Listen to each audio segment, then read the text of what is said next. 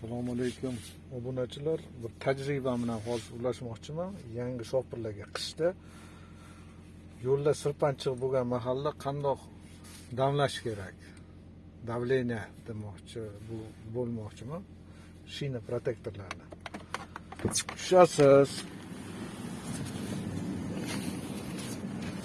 Mana yerda yozib qo'yibdi 2,5 atmosfera deb. 2,5 atmosfera. Bu yozda bu. Qishda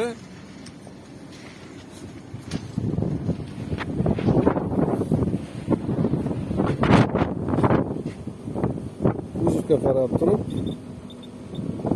2-3 qilasiz. Shunda to'rtburchak hosil bo'ladi. To'rtburchak hosil bo'lgandan keyin ishqalanish kuchi ko'proq bo'ladi. Qancha ko'p damlasangni, shunda ishqalanish kuchi oz bo'ladi. Yumaloq shakl paydo bo'ladi, g'ildiradi. Tushunyapsizlarmi? To'rtburchak hosil bo'lish uchun atmosferasini kam damlash kerak.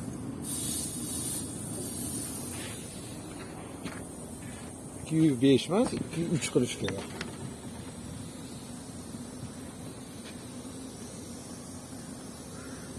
Tushundingmi?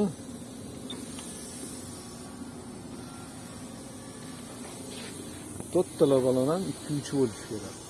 Sirg'anchiq bo'lgan mahal, galolyotda. Ayniqsa perivallarda soya tushib turgan joyda galolyot bo'ladi. Sirpanchiq bo'ladi.